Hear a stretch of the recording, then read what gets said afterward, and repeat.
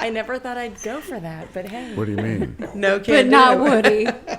I can't go for that. Not Woody. All right, here we go. Episode number 118 of Columbus Local Podcast. It's a special podcast episode this evening. It's kind of a disheveled assortment of folks that, got together, simultaneously combusted into this podcast episode, and we don't even have a name for it yet, but we'll figure it out during the episode. We have, of course, Julie Neal. Hello. Hi, Julie. That's my best disheveled voice for you. We have Steve Mitchell. Boo. And on his lap is his lovely wife, Sally. Hey, y'all. Sally Mitchell. And we have Beth Nuzum Cronenweth. Thank you. And we also, and in honor of Tiffany Baumgartner, we have kind of a weird tooth story opening. Oh my gosh, yes. Because Beth has a busted front tooth. It's the left, what do you call the first tooth? The eye tooth. No, it's in the front of the tooth. The front tooth. The left front tooth is busted, and I have it on the same left tooth. Oh. Yeah, the left front tooth. That's Yeah. not the eye tooth that's over here. Okay, who But knew? the front tooth, both of us have the same busted Maybe it's tooth because in my the same family was place. from West Virginia, so these were the front teeth. My for people them. are not. Kidding, that's not true. Yeah, well, now you're going to have your whole family mad at you. I know. Well, Probably the booed whole... like the or the Ohio whole State state Fair of band West before Virginia, perhaps, right? before a Bay City Rollers concert. Ouchie. Ouchie. So anyway, Julie, what's happening in your world? We have been talking ad nauseum about the Bay City Rollers, so it's top of mind. I think we've talked it out, so we should move on. Oh. Let's be But honest. what's going on in your life? Oh, okay. In your world? So much. Not world, but if you take your finger and you whirl it and spin it, it's like, give it a whirl. That is my new band. That Never made the is connection. just because they say, what band are you in? And I say, Whirl. And they say, oh, World. And I'm like, no. So I have to do the little finger in the air to give them a sense of whirling, swirling. And it's going great. We've had one gig, and one gig got rained out. But, life goes on, and we shall carry on. Continue to evolve. Carry on. Is that the gig you guys played with the Bay City Rollers? Yes. Yes. And It did our all hit comes song back. Saturday night. At the port. At the port. At the port. At the port. And then, so meanwhile, Ben's playing out with Long Play, and we're just going out to see our friends like Jackass Genius and Megabeth and Soul Revival and all these great bands that are out there. There's a lot of great There's a music lot. in Columbus, Ohio. Lots of it. Yep. Sally, who do you like to go see? Outside of Jackass Genius? Oh, so many. Columbus has so many amazing bands to go see right now. Megabeth, obviously. Thank you. Whirl, obviously. Soul Revival. Obviously. Obviously. Distorted Silence is amazing. Clever Lang is amazing. Phoenix Rising. Oh my gosh, there's so many bands to go see. Yeah, there are. Gypsy Kings. Gypsy Gypsy Kings. Thank you. Yep. So many bands, great bands to I go know you see. don't want to leave any of them out. I you don't. know? And it's sometimes hard to pick who you're going to go see on any given night, so you try to hit everybody. Yeah. Yep, that's cool. That's best accomplished with a party bus, though. Exactly. I know. Steve Mitchell, Evolution. Yes, sir. The evolution of Whirl, right? Have you witnessed anything like that in the past? The evolution of a band? Probably. Do you feel that's a painful process, or is it come easy for some and not so easy for what do you think the magic mojo is? You just don't know. You've got to have the attitude, the no die attitude. You're just going to do it, and that's what you're going to do. And regardless of what happens, You're going to do it. you're going to do it. Yeah. You know, and that's you, Julie. It's been a night of advice for Julie Neal tonight Encouragement. on how to manifest this band and make it happen. But so I'm getting great advice tonight. I tell you what, Julie. Sage advice. If your advice is coming from Steve Mitchell, don't pay any attention. I think you got plenty of stories to back it up. A lot of experience putting bands together, being in a lot of different bands. Yeah, but see, let that be an example for you. I've been in too many bands. No, Yeah. no, not at all. Not at all. Can you be in too many bands? You know, I always tell everybody, they go, "Oh, you played in bands through the years?" Yeah. How many bands you been in? 30, 40, you know? And I go, maybe 2 or 3 really good ones, 4 or 5 horrible ones, and a lot of mediocre bands. In between. You know? Yeah. So, I don't know. You know, there's always ones you're proud of and ones you would love to forget, you know, that just, for some reason, it's nobody's fault, but it just It was didn't the click. ingredients didn't manifest. Yep, Didn't, that's it. Yeah, it's all good. But how long you been with Jackass Genius? Yeah. That band's been together, I think, from about 2010, I think. That's wild. So That's a long run. that's pretty amazing. It is. You know, nowadays, if you can keep a band together for 2 or 3 years, you're doing really good. So I'm so fortunate with that. I don't even know what to say. So. Nobody's come to blows. No, not quite. Everybody gets along. Pretty much, we've had very few arguments in that band, to be honestly. So, but I think when we started the band, the whole idea too was to get people that kind of had some pretty level personalities. That's somebody that didn't really have.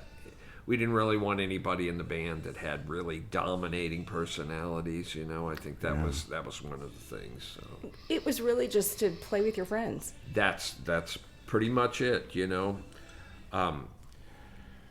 I remember talking to Sally about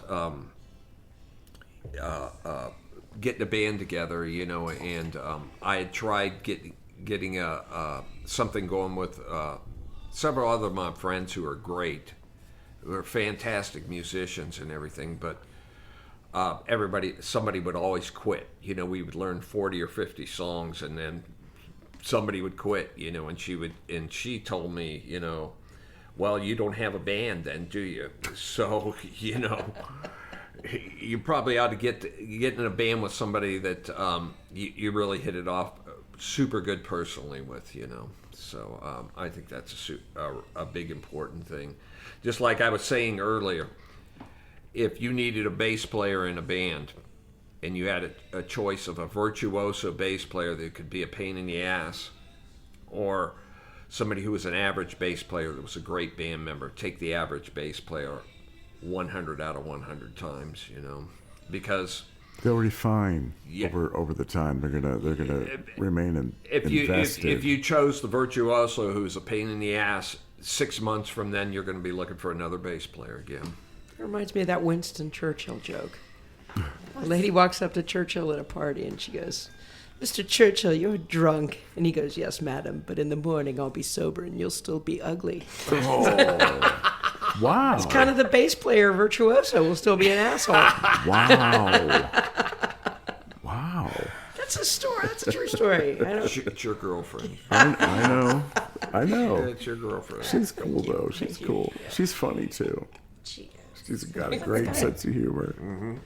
It is almost 1 a.m. in the morning, too. Is that a problem for you, Julie? No, I'm just saying. Like, I mean, you strike me as a night person. Is that accurate? it is. night fever lights are out. Yeah. What? Quoting disco. Night fever. It's night fever, I know, but Yeah. I used to sing the wrong lyrics. I love it. Well, you know, my whole intentions of life was to get a job that I didn't have to get up early in the morning for. That was it. You know, that was what's considered success for me. That's not a bad goal. Yeah. So you're a very successful man. I don't know about that. If that was your defining thing, Yeah. then Yeah. Yeah, I never get up early. Yeah. I would say he married well. That we can vouch for that. Yes. Yeah. Sally Mitchell. Absolutely. How long have you guys been together? Together, going on 40 years. That's awesome. That is amazing. How did you put up with that son of a bitch? Let me tell you. I don't know. And married for how She'll long? tell you tomorrow. 33. That's what I thought. Yeah. 33. Wow. 33. Congratulations. Thank you. Julie and Ben, Neal, you guys have an anniversary, right? A big one this year? I did have an anniversary. It's yeah. what? We got married in 94, so 31. 31 years. 31 this year. So, yeah, just we're about to in September. That's cool. Yep. Last year was the big 30. You guys went somewhere cool, right? Yeah, we went on we did it the year before. We went on a Mediterranean cruise. That was kind of our gift to ourselves. And yeah, but this year Ben is playing. So You told me you guys went to Georgesville Trailer Park for yeah, that was for the 30th. Yeah, the 30th. that's right. Okay. Yeah. 29th was a cruise around the Mediterranean, and the next year, trailer park. Next year, Trailer Park. Next two. But we're going to plan something, right? We're all going to plan That's right. something for next year. Yeah. Hopefully the Bay City Rollers are doing a Exactly. cruise. I think they're all dead. That's okay. Two of them are dead. Okay. Well, you can look that up later and let us know. It's amazing. It's amazing a lot. You know what's offered out there. Nostalgic. Feel good. Steve, that's why you're doing what you do. I know that you're doing it because it's part of what you are, and it makes you feel good. Yep, you got it. And I don't know how to do anything else. That's it. You know, my wife. You teach too. Yeah, I teach. But my wife wishes that, I was an accountant or some CPA. No. How boring would that be? It's so boring. They're not getting bed. So,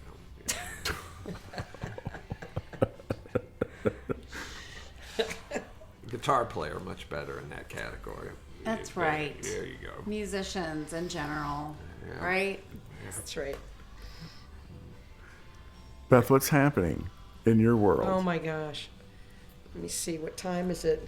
11 days. 11 and a half days till I retire from banking and focus on Bravo. resting.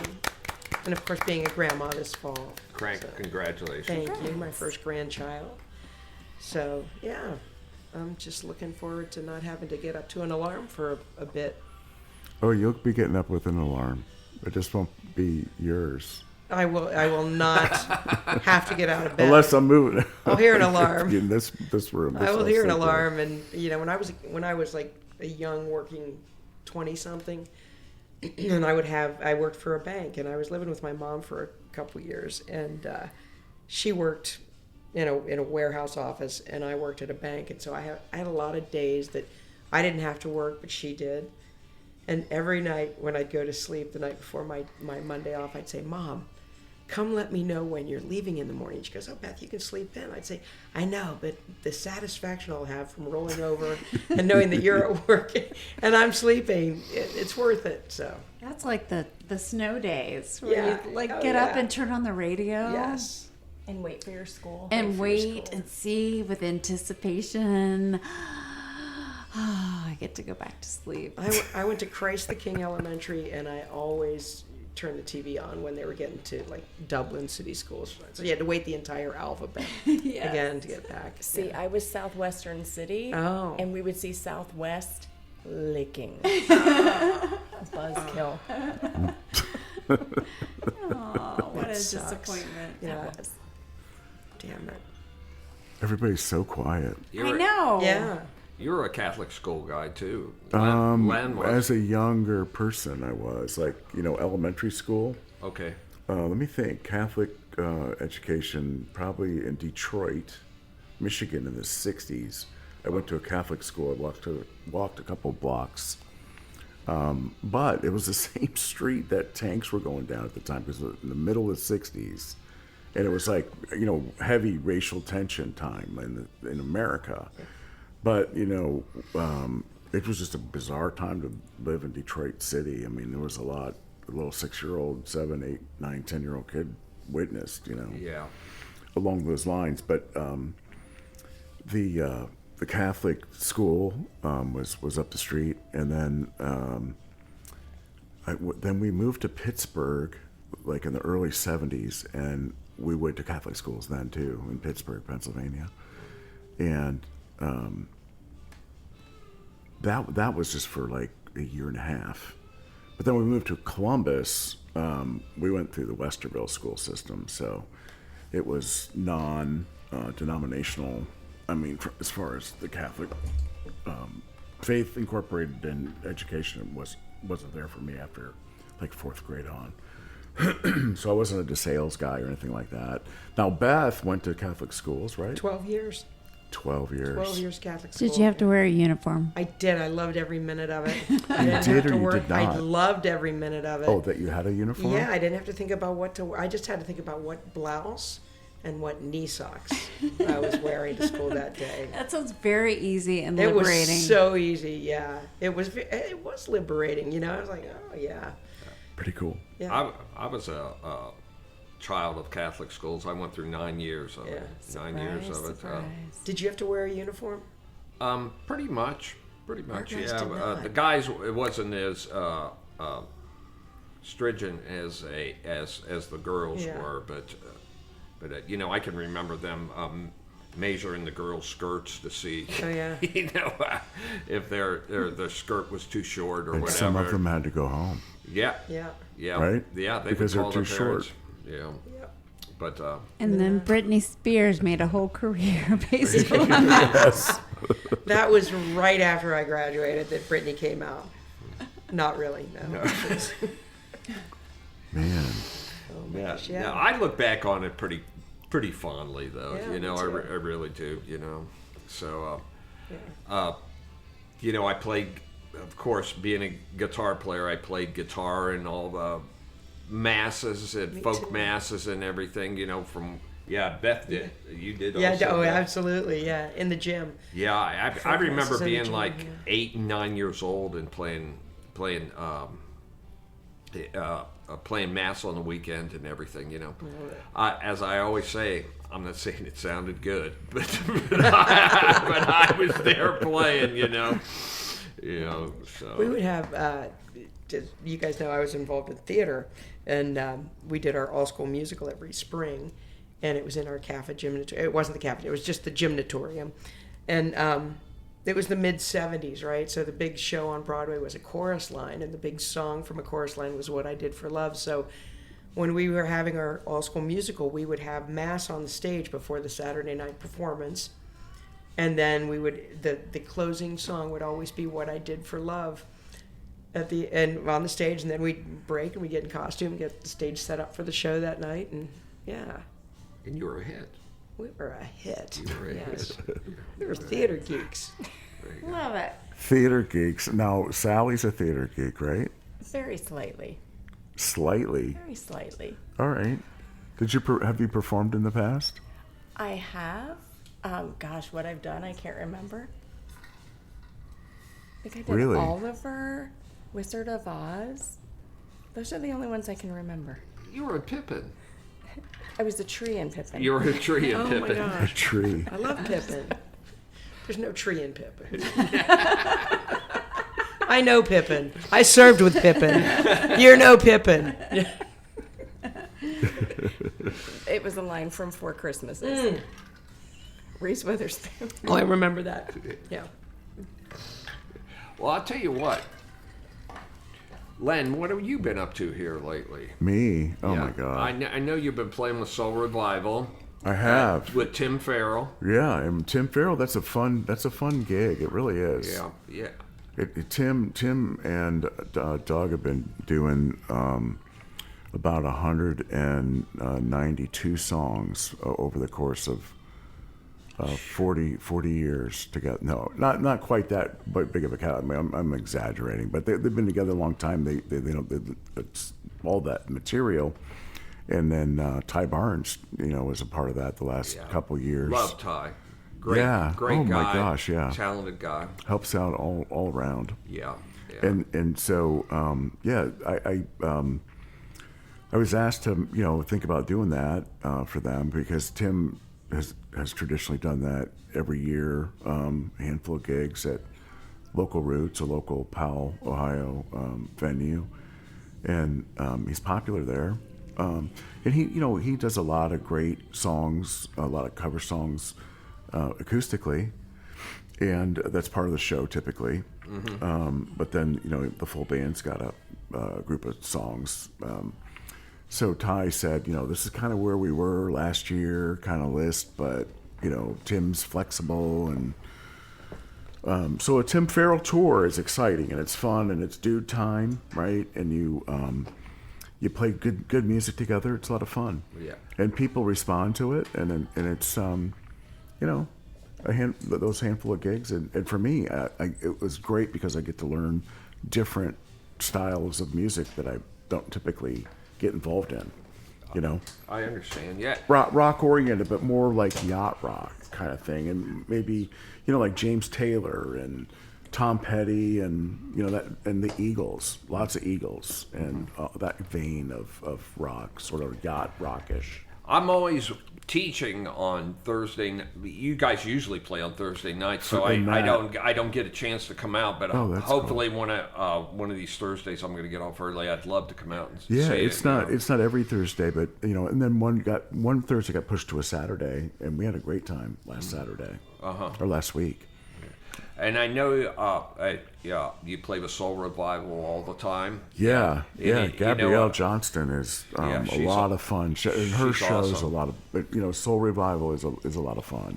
It's great, and she's solidifying a lineup, and it's getting more, aligned. Her regular drummer, he and I played in cover band for 6 years together.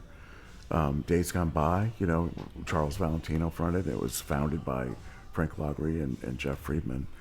And that was a great little cover band that we played a lot of gigs. It was a lot of fun.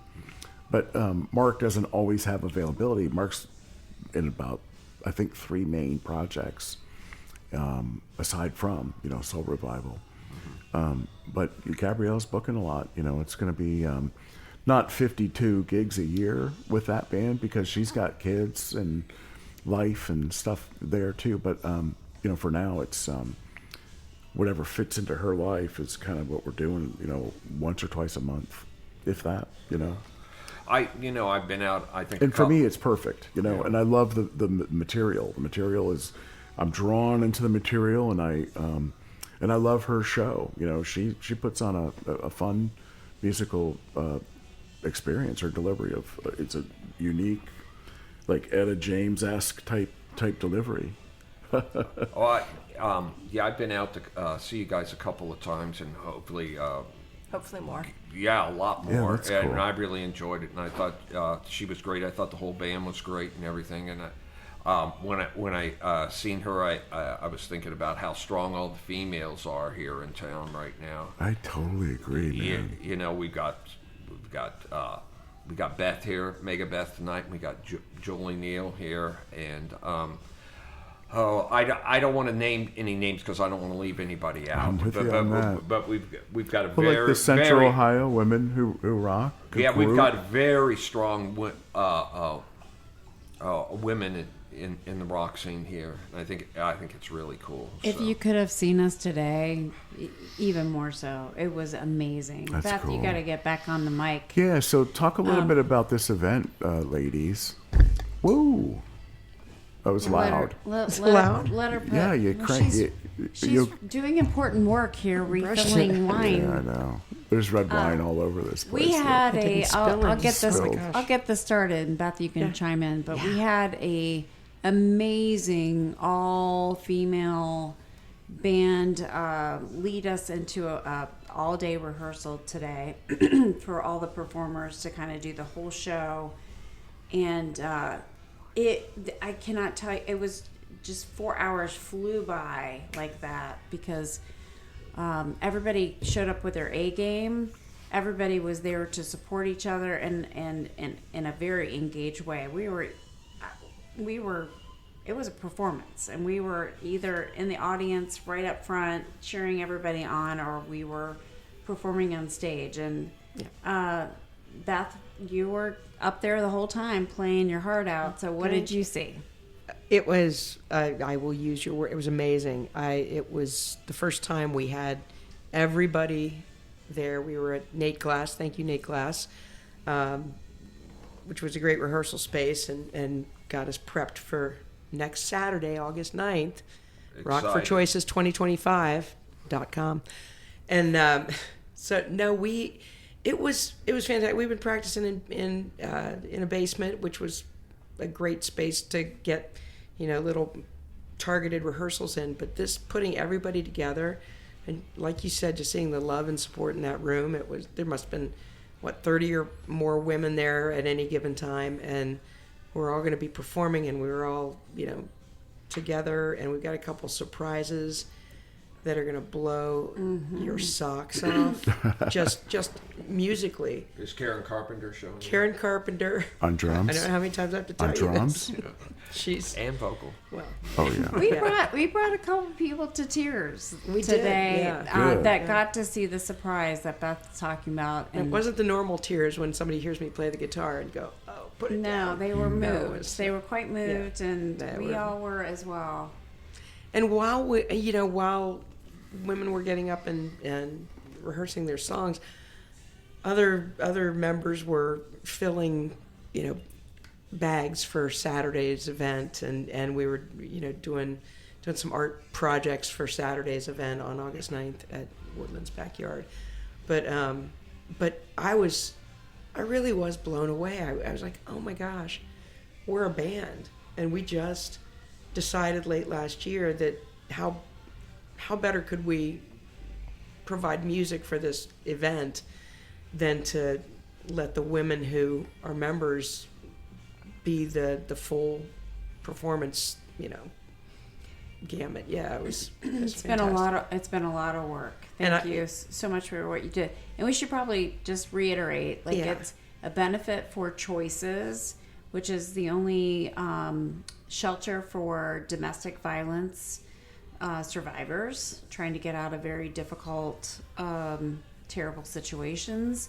And so they desperately need funding to provide all the resources that they do for these. And it's not just women, it's mostly women, but women and their children. And also occasionally I think there's men that stay there as well, and they are victims of domestic violence, but just providing all of the resources. So we did this last year, we're doing it again. This event is already eclipsed what we raised last year, and we have lofty goals. So if you are playing this ahead of our event on August 9th, we need people to come out. Published in 5 minutes. We have silent auction items that are crazy fun, and really some big surprises there too. We have 5 silent auction items. Yeah, they keep coming in. We're going to have a 3-hour performance by what we just described, these various female musicians, and we're bringing the A game. Yeah. It's going to be the event of the year. Well, there'll be a 50-50 raffle. We're just trying, and a $15 suggested minimum cover charge to get in.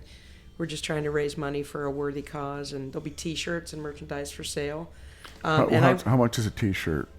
T-shirts at the event will be $25. They have this year's Central Ohio Women Who Rock logo. We have an angel theme this year. Mm-hmm. So there's our logo with wings. And then on the back, we recognized our top sponsors. So kind of like a running shirt, It's the, Yeah. So, but in addition to the band that we talked about, proceeds go to the cause, right? Yeah, proceeds go directly to Choices, and we talk about this because they get corporate donations as well. Donations, are kind of in a precarious not donations, but funding is in a precarious position lately. But these funds that we raise, because we're not a corporation, we're not a corporate sponsor, they're unrestricted funds. So, if they needed to spend it all on paper towels, they could do that, whereas other funds are restricted to what they can do. So whatever their biggest need is, they'll be able to use the funds regardless. And they provide counseling services and transportation and legal direction to legal services, and it's just amazing what they do. And being like the outsider looking in, attending the event last year was amazing, just with the artists who performed, but also listening to the stories of the women who have been beneficiaries of choices was to some extent heartbreaking, but kind of empowering too, to see what they've overcome. Yeah. And you don't really realize what these people are up against. It's Well, and we'll have some audio visual looping things with information about the organization.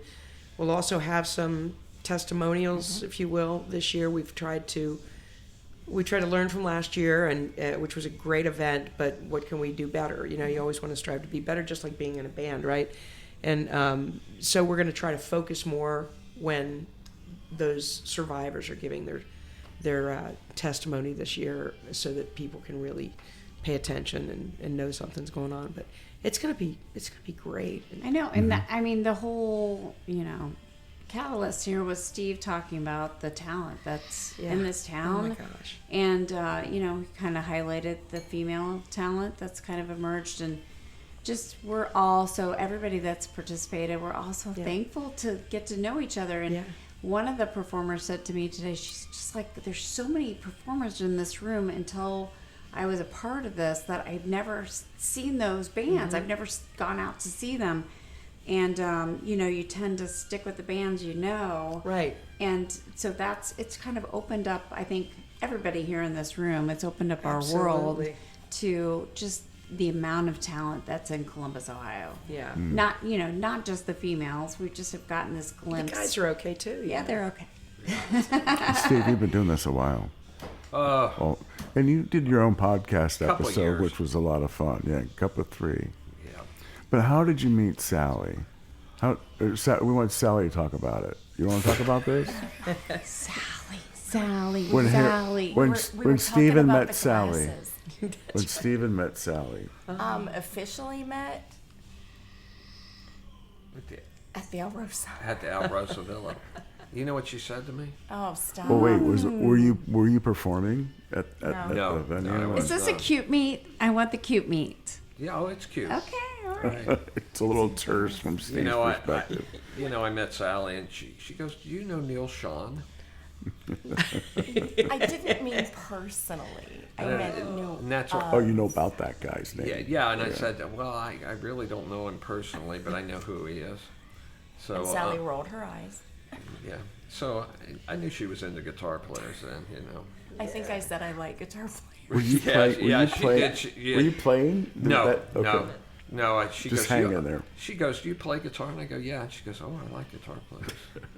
Nicely. The one I knew. That's awesome. So, what other guitar players do you know? by the way, Dude, that's such magic. I'm going to live out in the doghouse out in the backyard for the next. Why? That's cute. It's 40 years you guys have been together. Like, I think it worked. I think the line worked. You're allowed to come in. You think? Yeah, you can come back inside. Come in. So. The doghouse is inside the house, probably. It's the closet. It's a closet. So Sally, what did you think of him? Yeah, what was the story? What was it? What did you think of him that night? Was it an 80s night? What year are we talking? Oh my gosh, it was such an 80s night. Big blonde hair everywhere. Guitar player of the 80s, yeah. Yeah, I think Rosie was probably playing. I think that's. It was probably a farewell tour.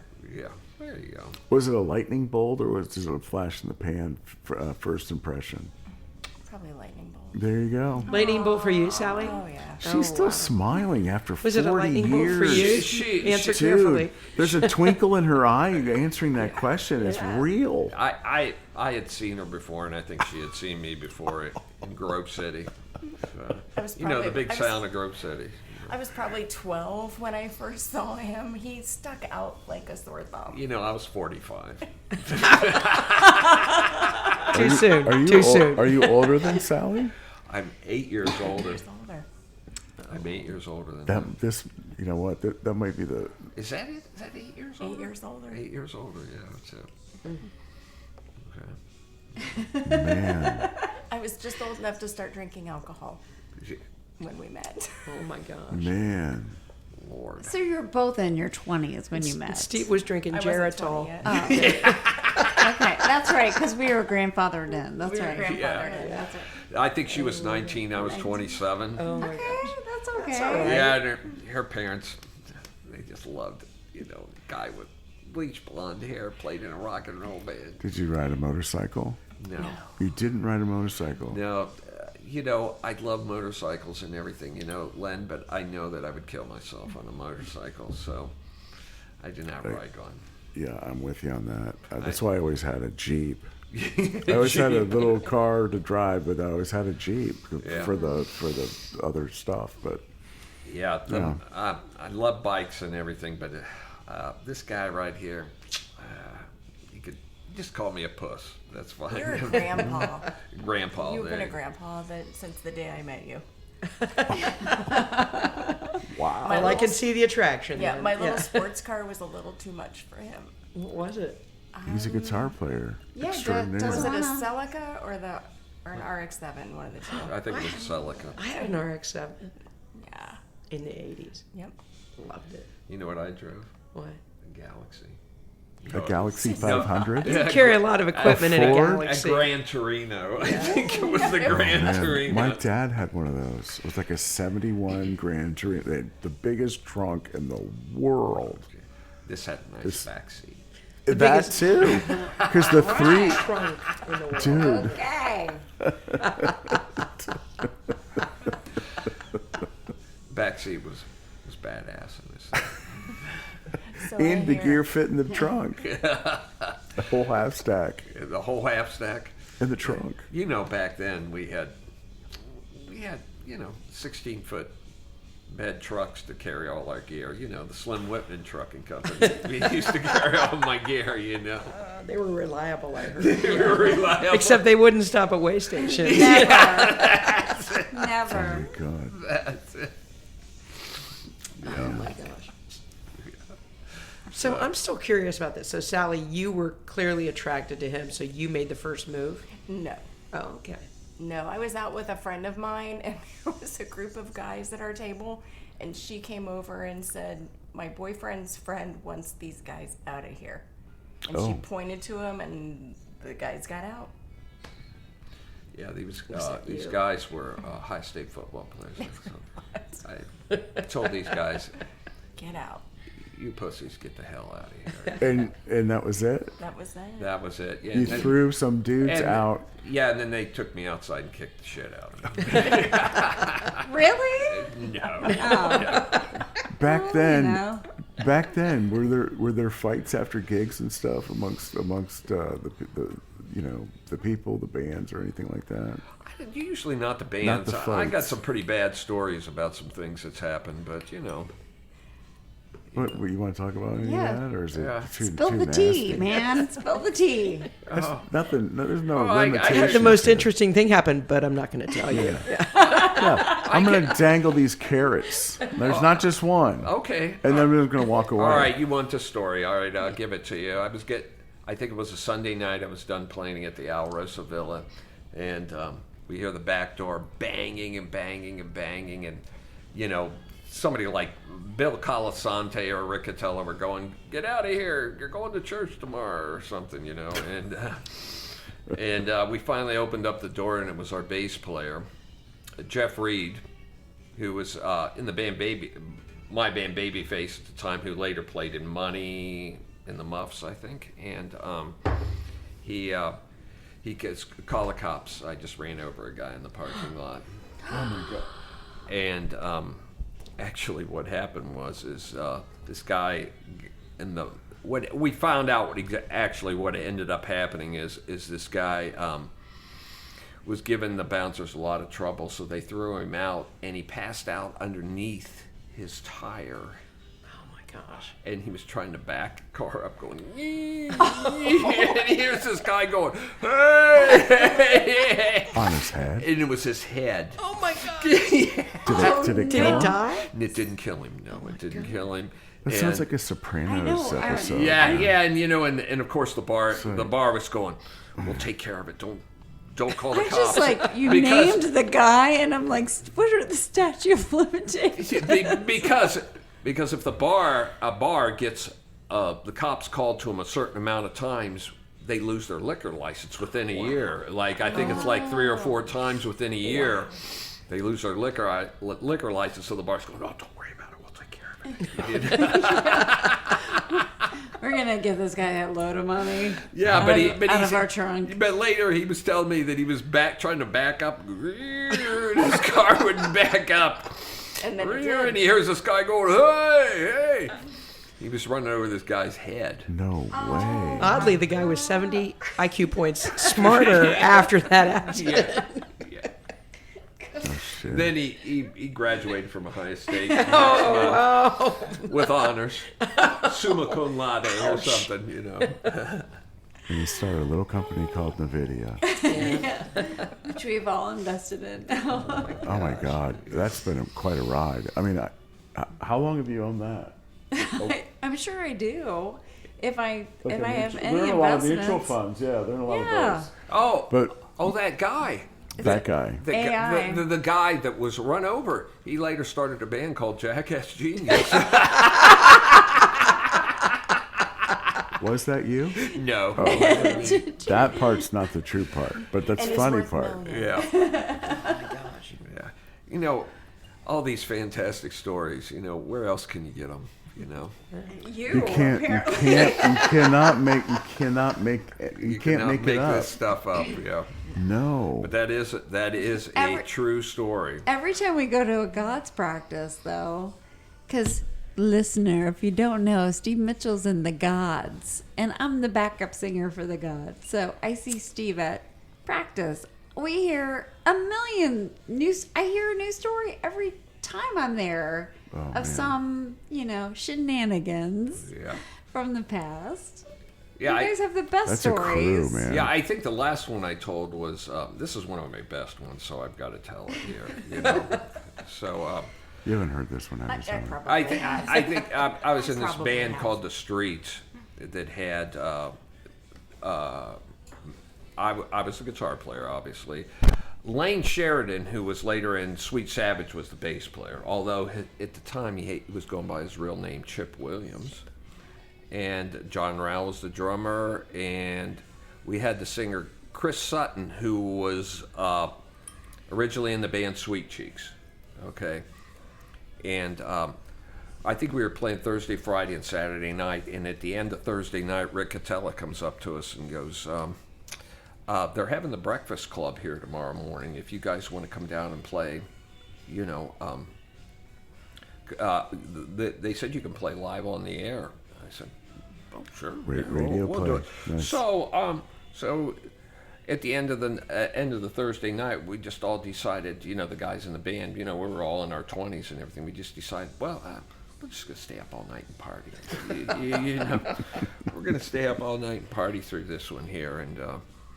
And of course, then when 5 o'clock, we had to play like at 6 or 7 in the morning. But when 5 o'clock came around, we're all going, oh, God, I can't move. I feel like shit, Oh, yeah, all-nighters are they're not good for anybody. Yeah, and so, but anyways, we go out there, and the first song, I crash into the first chord, and Chris Sutton, the singer, comes flying out on stage and does this kick.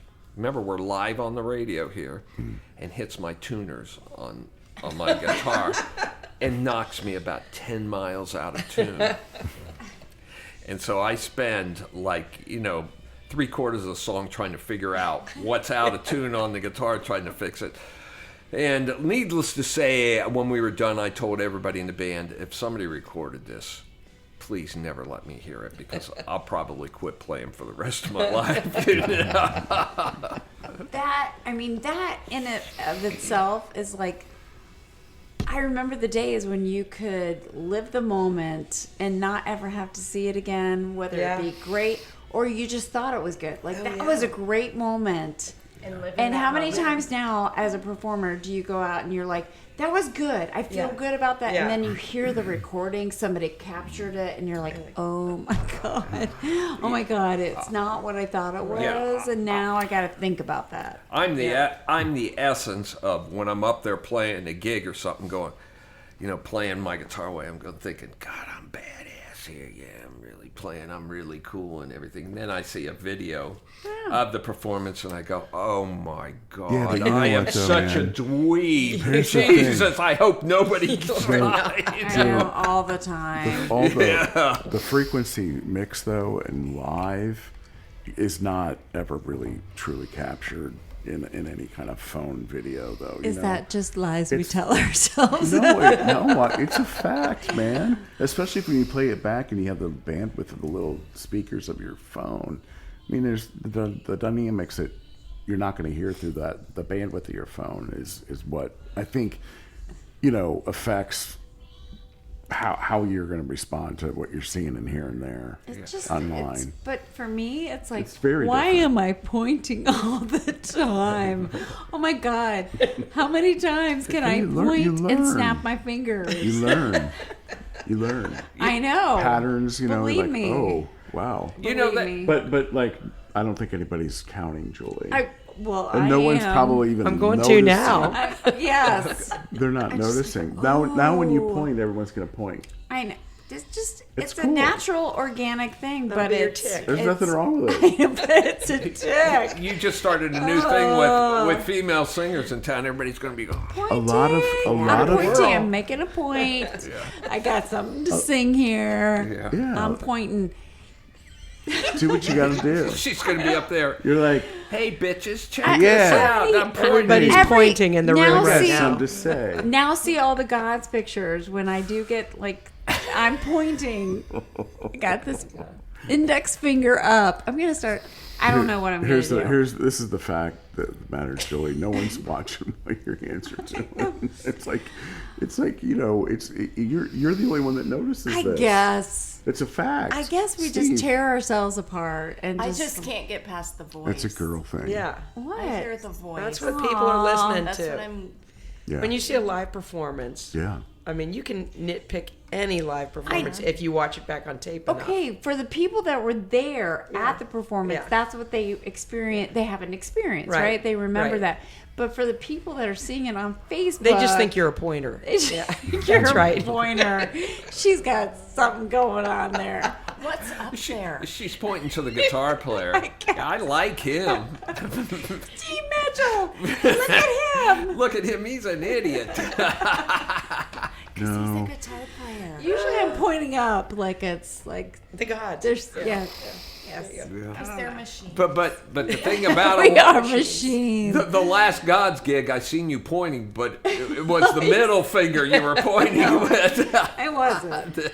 I can't imagine you doing that project. In Pointing particular. the middle finger? Yeah, this Never. guy. That's what I'm. Not That's in what that I'm project. saying. Huh? Not The in that Godz project. Not in that project. No way. I love it. Beth, tell us about Megabeth here. Yes. Yeah. Megabeth got rained out for 1 3/4 of our June or July gigs, but that's okay. Is that when you recorded the live album? The live album is coming out. It's coming out, yes. Wait, let's clarify. It's the 2025 live. The 2025 live.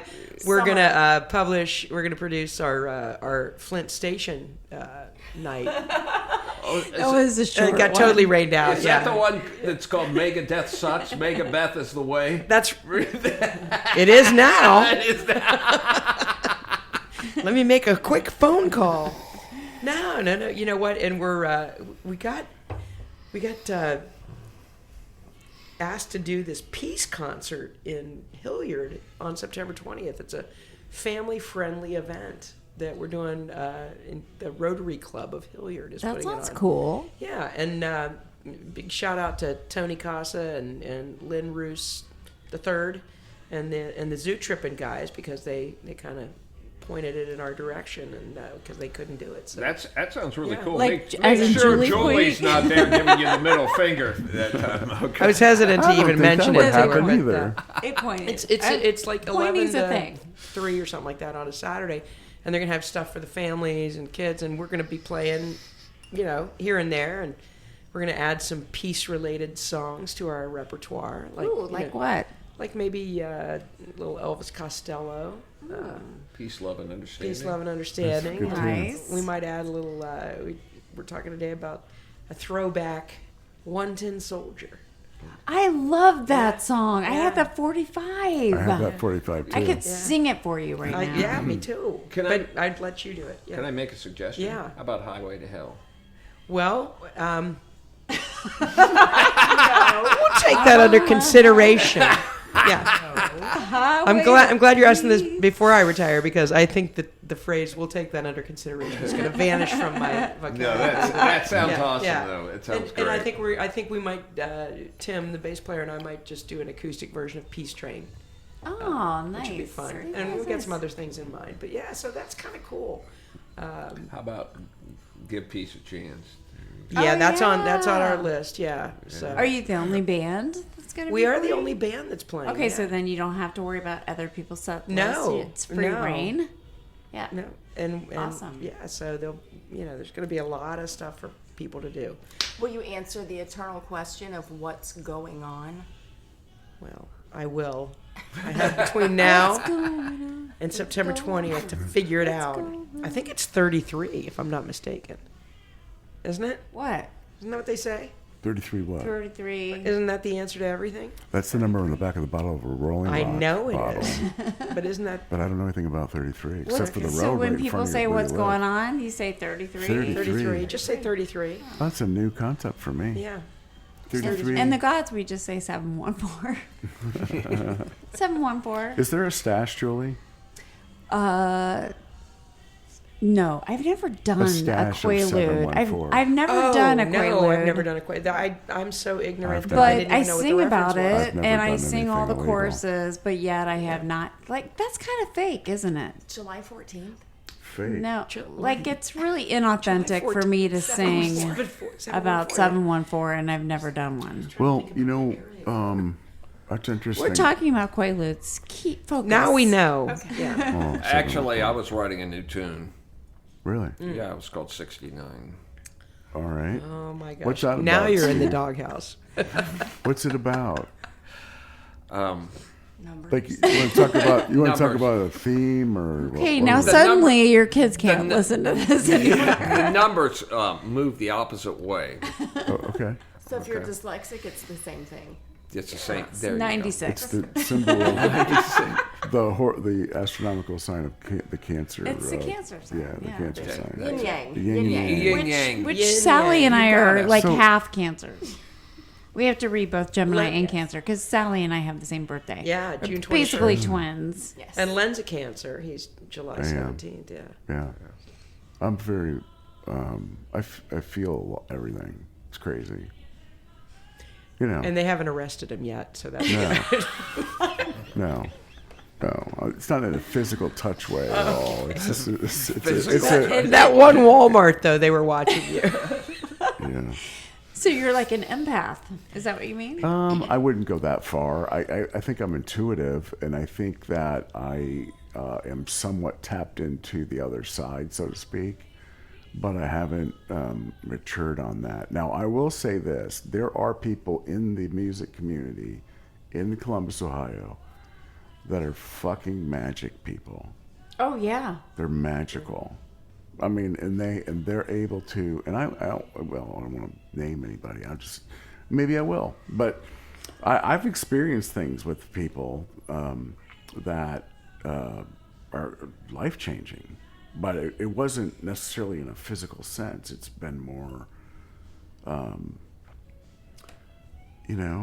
Like in the spiritual Like a realm and the spiritual esoteric. No, it's Metaphysical? metaphysical, yeah, you know. I mean, Steve, I got to think maybe you've kind of touched with those types of experiences on watching your face playing guitar.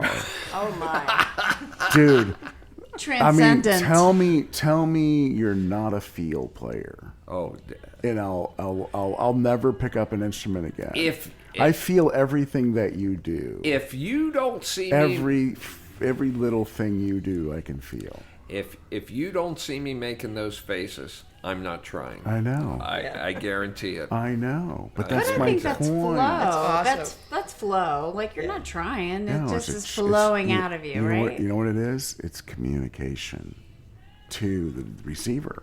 You're giving it everything you have. I- There's a reason you're in that band. What year was that? It was like a was last night. So Sally's flashing a picture of Steve Mitchell, classic Steve face, just goofing around, having a great time.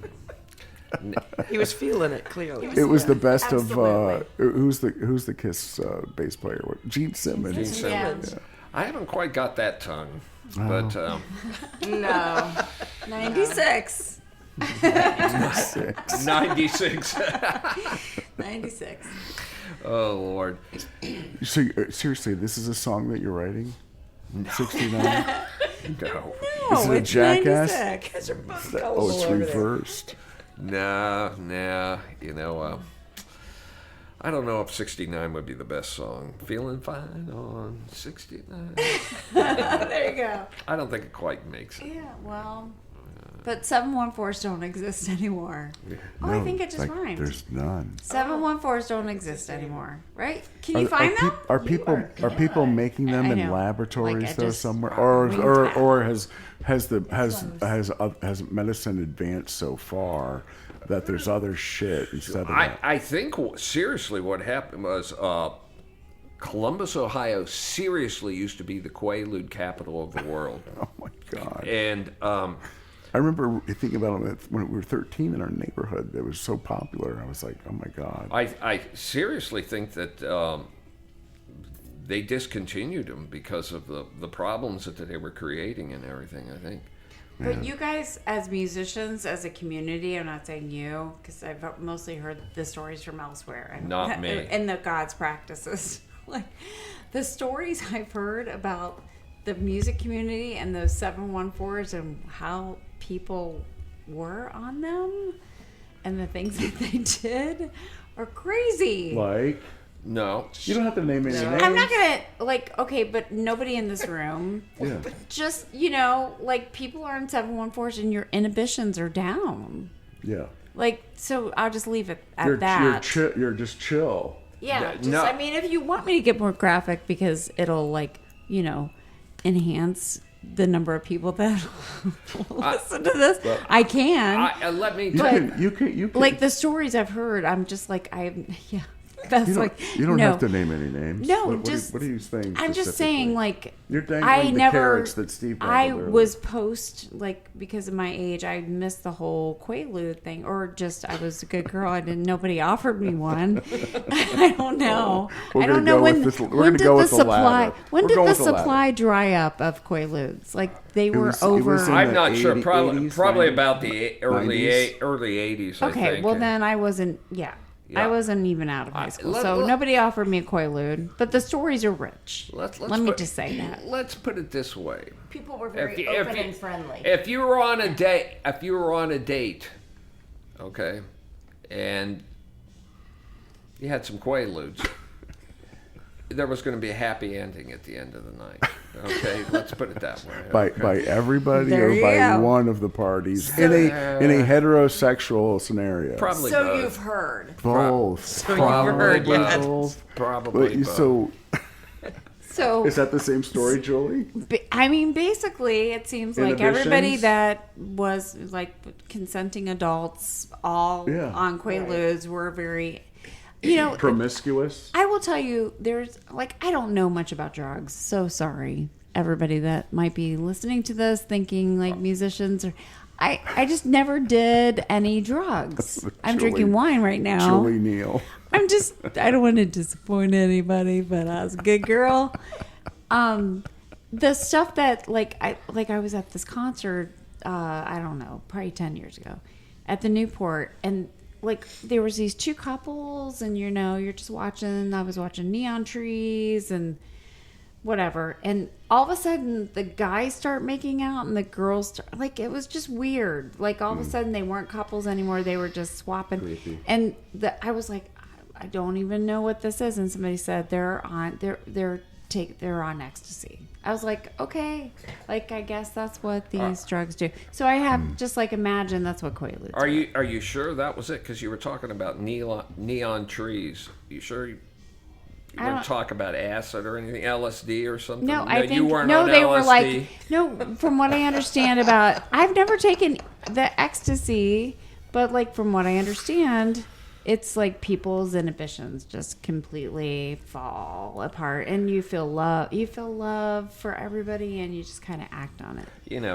And it was just, I'm just watching my concert. I don't know anything. I don't know. I don't know anything about those. I'm very old school. Ecstasy. No, nothing about that. No, nothing about that whatsoever. No. It was there was something going on beyond, just whatever. Beyond a beer.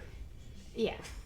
Beyond a beer. It was a scene. Maybe it was. I don't even know what you do with this episode at this point. It's just spiraled out of control. It's not, they're all kind of weird. They're topics. Now, yeah. What are you gonna do? I don't know. But it was pop fashion. Yeah. Only thing I can say is kids don't do drugs. That's right. Don't do it. Don't do drugs. Don't do it. Is because this somebody will film you doing that. And That's then not why you shouldn't do it. I'm just saying, that is a ramification of choices like that. Pop culture There you go, buddy. at its finest. But I think pop culture continues to circulate the band that you two are in, Godz. It's a legendary brand, right? And very personally, and I'll talk about this because you two were here, but when I first heard of the Godz, I was a little kid. I was 13 years old, listening to it. Got to keep it running out of a teenager's window, just blasting out into the street, a little neighborhood in Westerville. And from that point forward, I've heard nothing but that brand. And then, the resurrected record, the album coming out, and then post-COVID, seeing you guys out there doing stuff, it just is really, really, really cool. Rock and roll is still, there, and it's in a refined state. I'm still taken back that, I'm considered a member of the band, to be honest with you, because, especially when I was growing up, I was pretty much around when it was happening, and everything, but it really was a real sensation here in Columbus, Ohio. It was. Yeah, I don't think you can even imagine it unless you were there. The rock and roll scene was happening big time, and the Godz thing was bigger than life. And I think we're just trying to keep it rolling as much as we possibly can for generations that are interested in it, and want to hear it, Yeah. It's a great show, and I love the new material too, along with the. How many new songs from last year? Or the new songs from the album that's being sold now. There's, I don't know, how many is there? Crazy, Hard Road. Is there? I'm trying to Never think. Gonna Change. Yeah, because Chest Fever really wasn't a new one, but I think there's total of 5. Mm-hmm. Yeah. Yeah. Something like that. And I just got to tell you, because I tried to send a text to you all last night, and for some reason it wouldn't go through. But I was out in Grove City at the amphitheater where my husband was playing with his band Long Play. And I sat down on the grass, and there was I was sitting with some people that I didn't bring a chair, so I was sitting on the grass. And the guy right in front of me has a Godz t-shirt on. Yeah. And it's the Get Off My Lawn. Yeah. On the, like our whole series with our tour dates. And we probably know that guy. I don't know. Like I took a picture of it. Did you say, hello, I'm Julie Neal. I didn't. I sing in the Godz. Yeah. Man, I would have. I'm going to tell him I'm Julie Neal if I see him. Hey, I'm the backup singer. I'm Julie Neal, and I'm the backup singer for the Godz. Thank you for buying a t-shirt. Thank you for buying. Your t-shirt has funded my wine tonight. Exactly. Do you want to hear a few toots out of me here? Yes, we love it when people buy the merch. We have the best merch person ever, Melissa Pickens. I She's agree our with merch you. MILF. She's very engaging, you know. She'll She is a pro. she'll Pro cultivate level. them in and show them the wares, and before you know it, you're spending a couple $100 on merch, and you don't even know it hit you. It's like, Yes. oh, thank you. Yes, she's pro level. Yeah, yeah. It's a great time doing the Godz thing. And by the way, we are playing at the King of Clubs Yeah, the day after Thanksgiving. yeah. Yes. It's The on Godz many show. people's calendars. 2025. Yep. That's going to be awesome. And It's a tradition, right? pretty close, you know. I think Mark always through the years has always, it's Friday the 28th of November, has always done something. I think usually the day before or the day after Thanksgiving, you know, it was either a Godz thing or a Rosie thing through the years. Yep. And you know, want to kind of keep that tradition going, I think. So. Yeah. You know what's really cool about the Godz when COWWR had their debut on July 11th. Did I say that right? Yeah, Yeah. we're COWWR. Every one of you guys showed up for that. All Yeah, of the every Godz member showed of the up, Godz, for including Julie's Mark debut. Chatfield, Yeah. who was there, which It was amazing. It was really awesome. That It he was a did great that night. Yeah. at the time. So good. So that just showed how close you guys all I are. loved it. Yeah, I loved it. It meant a lot to me. So thank you. You know, I don't know if anybody be interested in this, but maybe you will be. One of the weirdest things possible happened that night. What? You guys were doing that Gary Wright song. What is it? Love is alive. Love is Alive. Her and I, Sally and I, went in the inside to use the restroom, and I was watching. There was a TV up there, and there was a video on of Ringo Starr's All-Star Band, and Gary Wright was in the band, and they were playing that song. And that's the version. We do the ending version just like that. Yeah, and Oh, man. and it was like right after you guys did the song, and I was just going, oh my gosh, I can't That is believe crazy. this is bizarre, you know. So like they did, was it the version where they do my love, my love, my love? You know, is I can't alive"? really remember the end of the song, but you know, when he came out and played the song, and I just was going, oh my gosh, That is weird. This is synchronicity if That I've ever is. if I've ever seen it before. That's cool. I'm glad you shared that. That's Yeah. cool.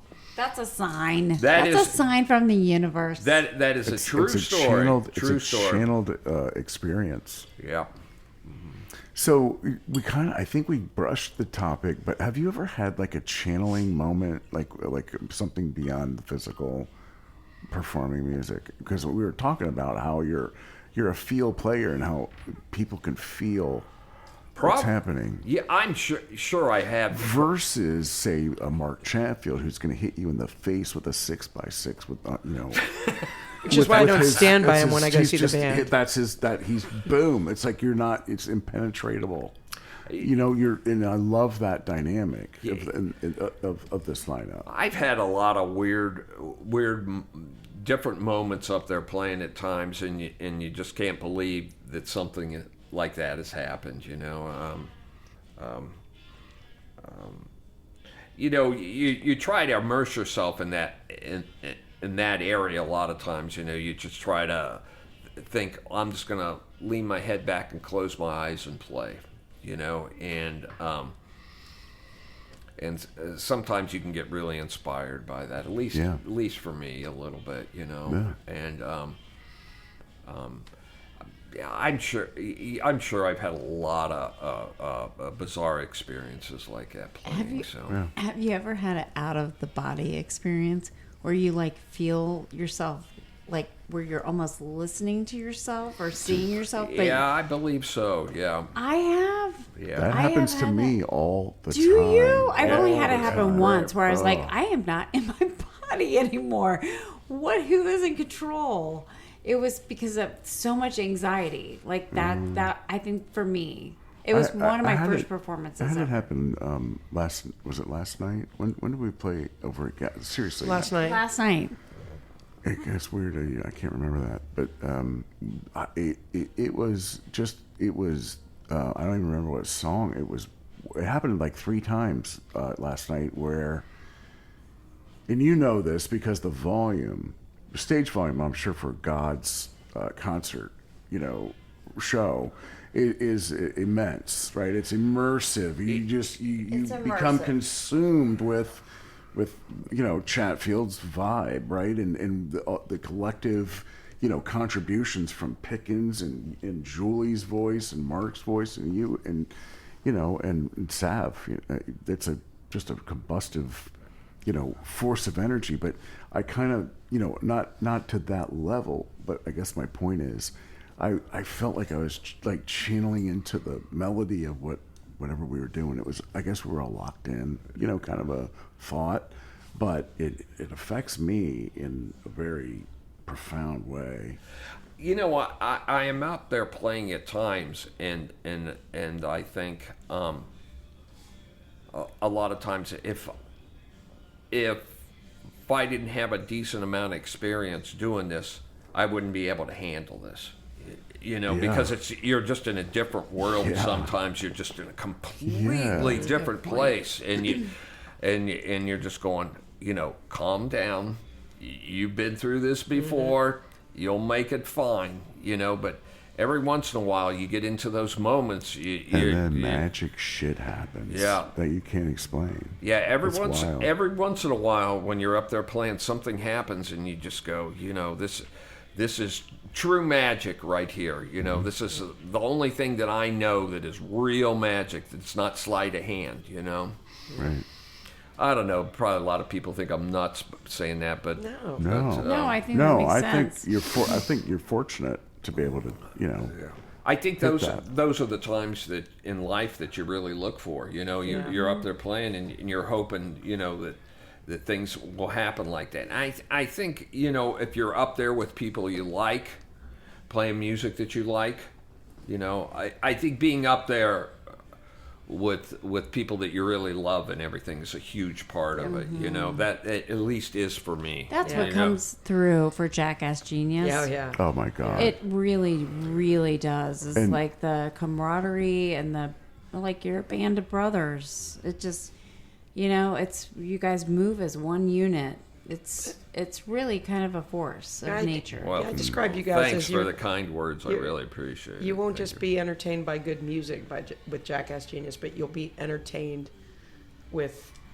I don't want to say comedy show, but you guys are fun. Yes. You're just fun and unpredictable. Unpredictable. But it's all organic. It's not. It is. It's not contrived at all. But the music, above all, the music is fantastic. What ended up happening with that band simply is when we first started, we really couldn't find a niche. We really couldn't at all. We tried so many different types of songs and everything, and we really couldn't find a niche at all. And we just started doing a lot of the stupid stuff that we did at rehearsals, and just made fun of each other, just laughed at different things and everything. We started doing it on stage, and it started working, and so we just thought, maybe we should do more of that. So every once in a while, we'll get into a spot and we'll go, we're not doing that anymore, and things aren't happening as well as it used to. We've got to get up there and show that we're having a good time and everything. I think the last Godz gig we did was the best gig. Show. It might not have been the best gig musically, but I felt like everybody felt like fun. We were just having fun. That everybody wanted to be there, and they were having a good time, and they were really enjoying everybody's company up there, playing some music with everybody, and it was like, this is what we love doing, is getting up here and playing music. It wasn't like a job or anything, and I think that was what, at least to me, why I thought the gig was a super success. You could sit there and say, well, I made a lot of mistakes, or we played this song too fast or too slow or something, but I think that the whole idea that everybody was up there just having a good time and doing it. Was the big point to me, at least. So. Can I ask a Jackass Genius question? Sure. Who wrote the world-renowned "Get 'Em Up, Get 'Em Up, Get 'Em Up" song? It was just like everything else. It was a pure accident. It was an accident that happened. I can't remember. Probably Marshall did it. And we just said, it's working, so let's keep doing it. It's amazing. Because when you start a band, everybody goes, well, we want to do this, we want to do these type of songs, and we want to do this. Well, that works to a point, but you also have to get out there and see what you're getting a reaction to. Right. If songs that you love and everything aren't getting a reaction, then you probably may want to really question why you're doing that song anymore. Right. The thing that I love about Jackass is that you guys make a connection to everybody in the audience. Mm-hmm. There's somebody that some relationship that you have with any person that's out there. There's a connection. It's the connection. It's the relationships. And Dave's a great front guy. Oh, absolutely. Yeah. Dave does a fantastic. I feel like it's forefront guys. Like they all do. Yeah. Strat like has the Who. his thing. Steve has his You're thing. all like the Who. Yeah. It's got that. You're all a game, and you just boom, and there's an explosion on stage. There is nights when it doesn't happen as well as other nights, and some nights it doesn't happen at all. But every once in a while you get one of these nights where just everything just lines up, and I think that night we played at Planks that you guys came out was one of those nights. Just seemed like it just seems like we couldn't do anything wrong that night, and everything we said into the mic, people were cracking up at and everything, because believe me, sometimes I'll come up there and say stuff and people just look at me like, I just go, ooh, that didn't work very well at all, I feel like I didn't get to go to the Planks one. I saw the pictures. It was amazing. You missed it. I did. I heard it was. It was a love fest. I think I was going to see my husband. Whatever. But I was at Black Swan, and Black Swan was pretty magical. There you go. Yeah, that was. Too. That was. But they all were. I always have a good time at your shows. I'm glad. Thank you for saying such kind things about the band and everything. You do the best to try to get that kind of stuff happening, but at times it's just not flowing. And other times it is. But I love that idea of. I love the idea that no two shows are the same. See, because Jackass, we don't go by a set song list at all. We usually call the songs as we go. Really? Wow. We used to go by a song list, and stuff would be coming up, like a slow song would be coming up, and we go no, not now. We finally got these people up here dancing, and we're going to play a slow song. No, right. So we just started pulling stuff out of our hats. You know, I think they probably got kind of pissed at me because I would just start another song that I thought was going to work. You know, it's not like I always do the right one or anything, but we don't go by a song list hardly at all. Maybe we'll plan a few songs. You know, like we'll say we'll start with this and go into this, but that's about it. You know, and we kind of call it as it go on. A lot of times I'll just start a song. You know, probably a lot of times Dave will come back to me and go, I can't sing that one right now. You know? Always listen to your singer. Yeah. So, Whirl is about to add a Rosie song. Oh my God! I don't know if anybody will know it. We'll see. Yeah, we're gonna do Sorry I Forgot Your Name. Oh, that's cool. And we'll see. But that's cool that you guys can do that. Like, that would not be Whirl at this point. We gotta have a set list. We gotta have a flow. But you're right. Like, you got this whole that's bag of tricks. 15 years of bags of tricks. Yeah, that's what works for the band. Every once in a while, we'll call the, you know, I mean, there'll be nights where it seems like we can't do any wrong. We can't call the wrong song. And then there's other nights where you just go, oh, God, I shouldn't have done that one. You know, I remember we played we used to do the varsity club gigs before the high state football games from about, I think, 2016 to about 2023 maybe. I think we did it. Wow. We didn't do all of them, but we would do about 4 or 5 every year, and things were going really well. And I called with that Candlebox song. Wow. And you know, it was like, that's so funny that you still remember it. Yeah, and it was just like, that's a great tune. Well, yeah, it's I a great enjoy tune. that song. Yeah, it's a great song and everything, and I think the band does it well. Dave sings it really well, he does. Yeah. And but it was just like, everybody was just like, Just did not go. yeah, it didn't work, you know, and everybody's looking at me like, you idiot. You know? You called it, you started the wrong song, you know. You were feeling it. Fast. Yeah. So it is. OH! Yeah, so it is a chance when you do that. But still, even if you have a set song list, you're still taking a chance. Yeah, You're still taking a chance. You don't know how things are going to flow that night, you know. How do you do it, Beth? So, we try to start with something that is familiar and gets the crowd going, right? So we'll start with like a Born on the Bayou, which starts with a you do that one really well. Thank you. Love and it.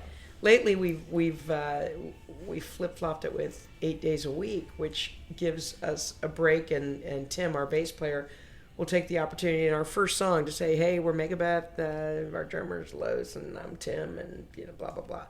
And then we do like a bigger introduction later. So we try to figure it out every time. Obviously, we try to close with a big song. Yeah. Every set, but we try to ebb and flow. You know. Yeah. We really do. We don't try to. You have a great set list. Thank you. I do like our set list a lot. You have a great set It's all list. your wheelhouse, right? Yeah, and yeah. then you feature Tim, who can sing. He sings great. Yeah, Tim He's and I used fun. to do acoustic together before he moved away, and he stuck with Megabeth.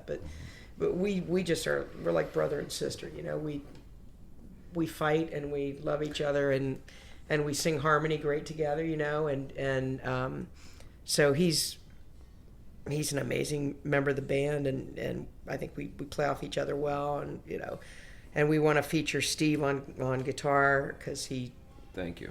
he likes his tones, Not you, Steve, but okay. I think every great guitar player must be named Steve. Now that I think about it, Steve Anklin. Yeah. You know, the biggest thing I try to keep in my mind about the song list is the second set is our power songs. Yeah. And then the third set is all party stuff. It's all danceable stuff. We try to do like 2 sets. Like that's what that's what I would rather do. Yeah. That's what the new trend is. It is engaged. a new trend. If you're doing a 4-hour set, a 4-hour night, it's a harder, but yeah. I mean, once you the get 4 started, hour, I know. Yeah. Bar owners, please have your bands booked 3.5 hours so they can do a 1.5, a break for 30 minutes, and 1.5. Unless you're COWWR laying, then you will play all 4 hours straight. my duo partner in Cincinnati, where we first got started, I probably told this story before. We played from a notebook, like a 3-ring binder that was the biggest one you could get at the store. And we just had pages and pages of songs. And if they wanted us to play for 5 hours, we'd play for 5 hours. We'd just be like, oh, yeah, how about this one? And we would go and into everybody just finds that one song where they can take a break and potty break or whatever. That's right. We would take breaks, actually. Okay. We would take breaks. It was just 2 of us. I kind of got I've had this attitude for a while now that, I've come there to play. I didn't come there to go, let's see, it's about, we've time done. That's for because break. you have like a repertoire of like 150 songs. I have 38 songs. 2 minutes past time here. I'm just like, if Same the people way. are going, if the people are up dancing and everything, keep Keep going, keep keep on going, going. keep going. I know. We're the We're same adding. way. We're just still adding more songs. So We, a good night for me, you're talking about feeling in the groove and everything. When number one, the set passes so quickly, you're like, oh my God, we can't possibly be at the end of this set already. And then everything, because I sing and play the guitar most of the songs, when you don't even know you have an instrument hanging from you, right? Your fingers are just part of, or your guitar is just part of your body, and your fingers are just connected to it. And you're like, when you finish the song, and you're like, I know I just sang that song, but it just felt like it came from my body, like breathing. You know what I mean? Yeah. You're up there in a different world. Yeah. that is kind of an out of the body experience. Yeah. When you're just Yeah, like, so you I don't have. even. It's like when you drive somewhere and you're Yeah. like, I don't even remember how I got here. How did I even pay attention on the way? They have checkpoints for Because that. you're just on It gets autopilot. worse. It gets worse when you get older. Trust me. I know, and so like that is my new thing saying. is how to happened to stay me today. present, Yeah. to really just like feel it and be in it and not let it just escape you. But I didn't mean that in a negative. I didn't No, mean I- mine in I- a negative way. I It's know. just that it all kind of exudes instead No, of not just. that, not yeah. your phone, not that you're Yeah. phoning in. It's the Yeah. adrenaline. It's like Yeah, it's just it comes from every tip of your yeah, body. and I it's like it's not. I It's like you're shake. channeling. Yeah, really. Yeah, exactly. I'm like shaking electricity. But I think different people have different degrees of that capability, I think and it's a natural lever on that scale of a million little levers of someone's personality, right? Yeah. But their music inside of them is just as varying as everything else that makes up a person. I think what you look for is to try to get into that Oh, yeah. zone. Oh, you yeah. know, Oh God, yeah. that's what you're really trying to do. That's where the magic is. But lead guitar playing, as you do, Steve, though, that I think that's one of the big opportunities. And of course, a vocalist, and a vocalist like Julie in particular, she, it's going to be very powerful. It's going to be powerfully received, because it can't help but have to happen. And every vocalist, though, I think has different impacts on different people for different reasons. So I have a question for each of the performers here. Sorry, Sally. I'll ask you too. Yeah, no, Sally performs. Yes, she Sally does. is a tambourine player. That is another story. Yeah.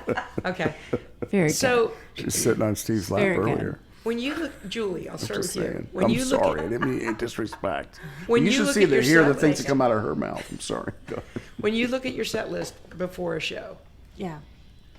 what song do you say, I can't wait to do that song? Gosh, there's so many. I mean, I know, like, yeah. but they're, I always want to end with, like, so it, Yeah.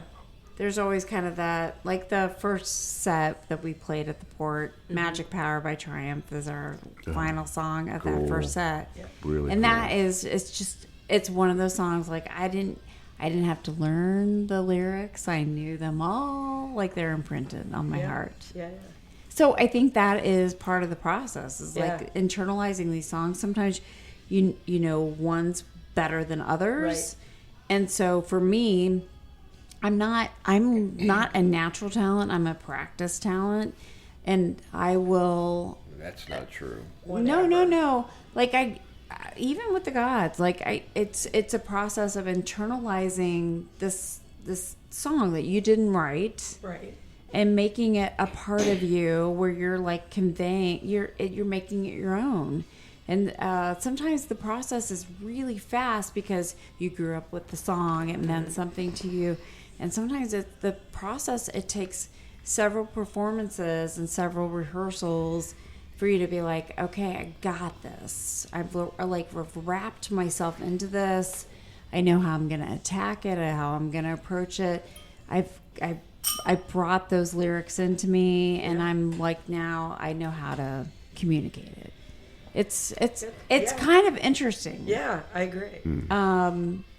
You know, there's been this new band for me has been stretch and grow. Like, I'm picking stuff that I'm like, this is so out of my wheelhouse, this phrasing and, you know, this funk version of a Dua Lipa song, just like, how am I going to do this? And then when you get it, it's that learning curve, right? It's a stair-step thing. You just keep doing it how it was explained to me a long time ago. Just share it with everybody. And music, she's pointing, by the way. The way that people learn, it's stair-step. So when you learn music, it's not like just a diagonal line going up.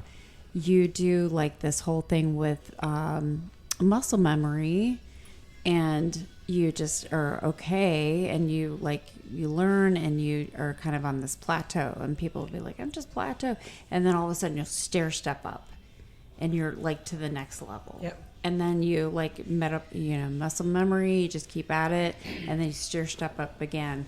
And that's how it is for me. Yeah. Like, it's just kind of like, okay, I got this to a point. It's not where I want it to be, but I'll just keep at it, and I'll keep attacking it. And then all of a sudden, like, I got it. I'm like at the next level. Do you feel that way? I do. And honestly, while you're talking about that, I thought about my whole experience with Megabeth, because as most of you guys know, I'm a musical theater geek, right? And I grew up wanting to be a big band singer. You know, I can sing Glenn Miller all day long. Love it. But rock and roll, songs that I'm doing with Megabeth now, I can probably on one or two hands list the ones that I even knew before we put the band together.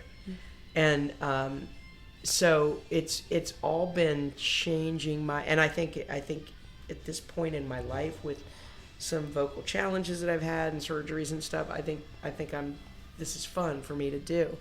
And I also realized I missed out, or I wasn't ready for a lot of music when I was in my teens and 20s that now I like. You know, I just think it's not that I may not have felt any different about them if I started singing them then.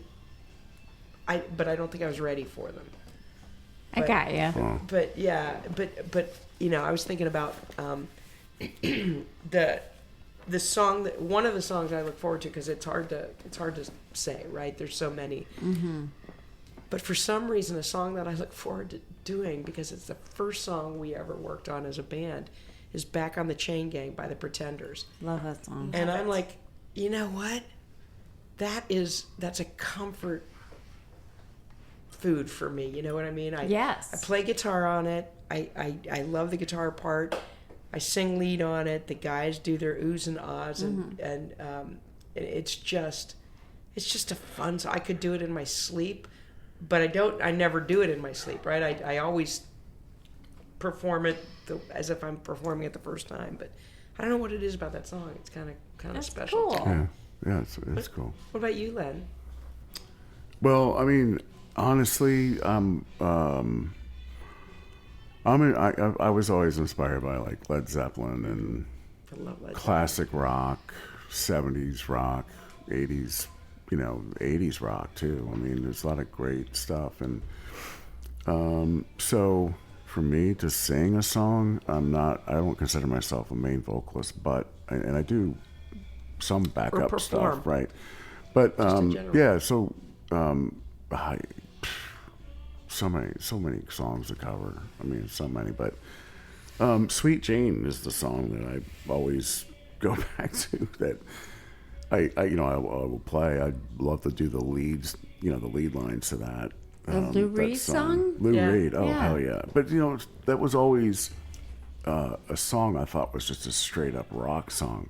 So I like Lou Reed and that song in particular because it's just straight up rock. Like it's just, and it's a great song about a guy who loves his girl.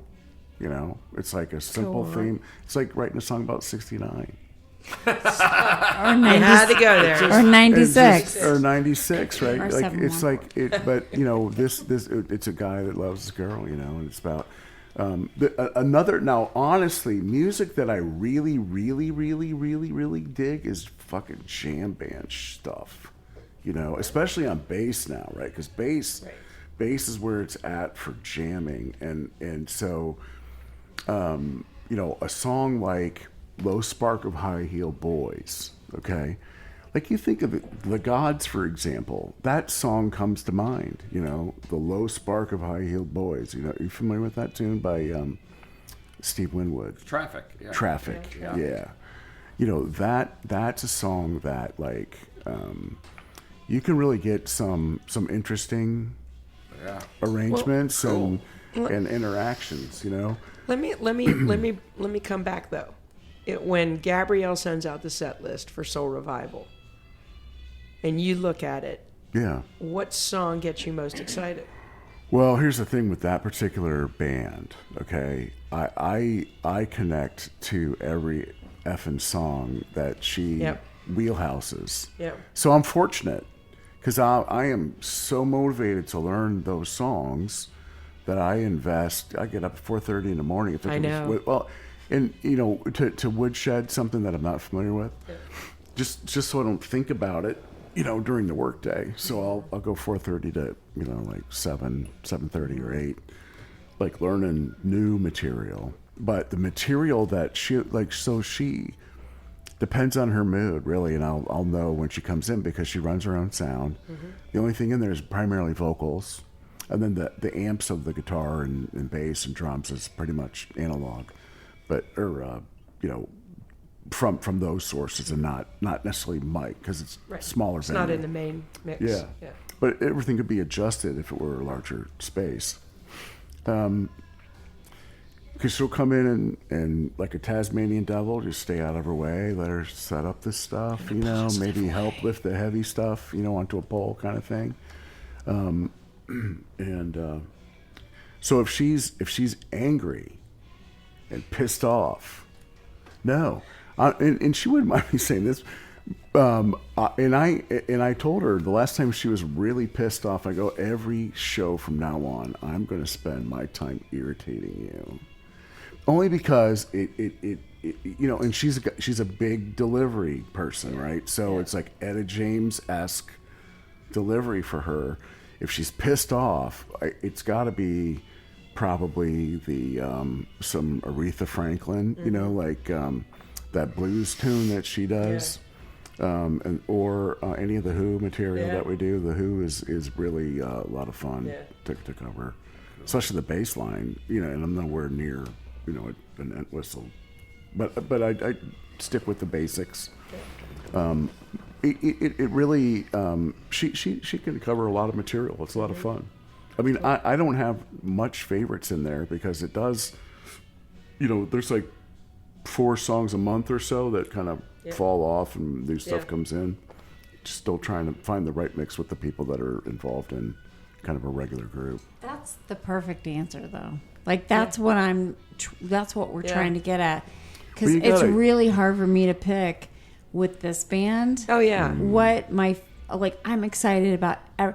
I love listening to my Spotify list and practicing every single song. Oh, yeah. And I didn't feel that way necessarily before because it was songs that were kind of predetermined before me. Yeah. And wouldn't have been, but not that I didn't stretch and grow and come to love a lot of them. Right. But that's my goal. Is like every song, I'm so excited to sing it for you. I think that's the key. I think it is. Yeah, you have to. The band has to get on the lead front person's bus. Yeah. Right. So, like I said, I'm fortunate. There's not a clunker in my head on the set list in any of the bands that I've been helping or have been in the past. What about you? We're always there. Well, no, I talked about back on the Chain Gang, but I'm sitting here thinking the same way. I love each of the songs in their own way, and depending on the night, I but what I like about Chain Gang is that you're not going to hear it every time you go out to hear a band. I love singing Rock and Roll by Led Zeppelin, but chances are, 3 times out of 7, I'm probably going to hear it from some other band, right? Oh, that's me with Don't Stop Believing. I'm like, I know it's a gimme, but I love it. And I like singing Paranoid by Ozzy, and I like singing X's and O's. Bravo. I love all those songs, but and more. But I like Chain Gang because I kind of think that's our song. It's different, yeah. Good job. And channeling my inner. What about you? Do you just love every song? I can't say I love every song. I'd be lying.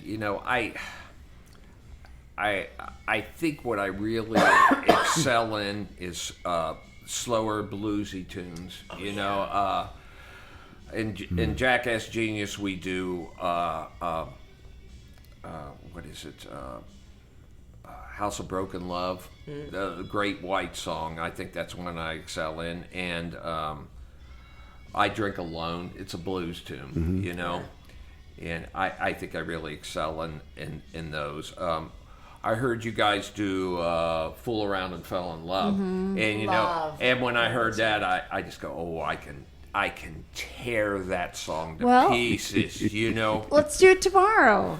Oh. I'll sing it.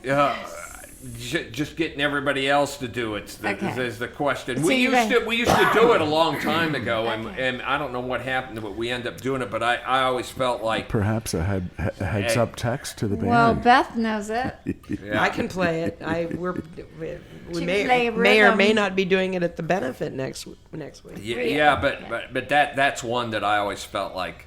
The solo in that, I can kill that, It's so oh my God! I would 100% improvise the solo. There's no doubt about it, But that's what I don't want to say good at doing, but that's my bag. You know what I mean? Yeah. Is I want to do something that's going to complement the song, and sometimes do something that's close to the recording, but I don't really to add your flavor. I really. To me, playing guitar this sounds really shitty and everything. There's no challenge in it for me to sit there and play the solo that's on the recording. I hate to say that, but you capture the spirit of it, but you do your magic. I sit there and teach all the time, so the majority of solos that I hear on these recordings, to me, there's absolutely no challenge whatsoever in playing the solo that I hear on the recording. Right.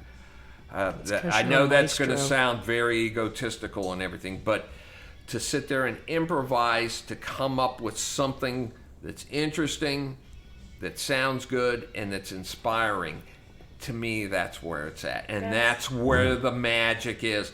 I'm all about, you sing Fool Around and Fell in Love. Sing it like Julie sings the song. Right. Sing it like Julie sings it. We've heard Mickey Thomas do this song 2 million times. He does a fantastic job of it and everything. I want to hear Julie sing this song. That's where it takes me time to it's almost like I got to start with kind of what, especially if I like what's been done. A lot of times I'll go find a version as a cover band that may be different from the original, and then I can kind of emulate that till I figure out what is my delivery of it. I'll tell you who is like a flippin' machine of interpretive, like can put her stamp on it immediately is Gabrielle. I was just going to say but that. I was going to say also Cassie Early. Yes, she's great. She is her own. Yep, she persona. does her own thing with no boundaries whatsoever. You know, I kind of feel like. But so is Gabrielle. Gabrielle I will agree with put you. her. She will come up with the most interesting vocalizations. Like she'll cut a path through a line that I'm like, I did not even know you could do it and have. It still captured the essence of the cover. So true. Like everybody still knows what you're singing, but it's uniquely your own. She's so good at it. Yes, she is. I kind of feel like, I know this is going to come across really cocky and everything, but if I'm going to play cover tunes, I'm going to put some of my own personality into it. But I think people appreciate that you do. The one thing that I hate to be like this, that I will not do is I will not be a human jukebox. You know? Meaning everything has got to be exactly like the recording and everything like that. To me... It gets a little sterile. To me, playing... Little sterile. To me, that's not playing guitar. I have to feel what's happening. When I feel it, then I'm in the audience... It's even better. I can't... see, I've always been by the thing... If I started a band with people, if you have good people in the band, let them be themselves. Right. If you have good people, let them do what they do well. That's not sitting there saying we're not going to play the song correctly or anything like that. That's not saying that whatsoever. But let them interpret the song how they want to do it. Amen. You know... Even with classical music, which is supposed to be played exactly like the way it was written, they still interpret this many different ways, you know, and that's just kind of how I feel. You know, you got to put some of your own personality, your own personality, your own thing into it. If it sucks, come up and tell me it sucks, and I'll make. That's fine. You know, you can tell me it sucks, and I'll deal with it my own way. You know what I mean? You know, there's it's like any art, right? If you're in music, what you were talking about, if you're in theater, it's like somebody's going to interpret. Like Nikki Reber's daughter Corinne, if you are around in November, just got cast in a play at Columbus State called The Shadow Box. Shout out to Corinne Bradley.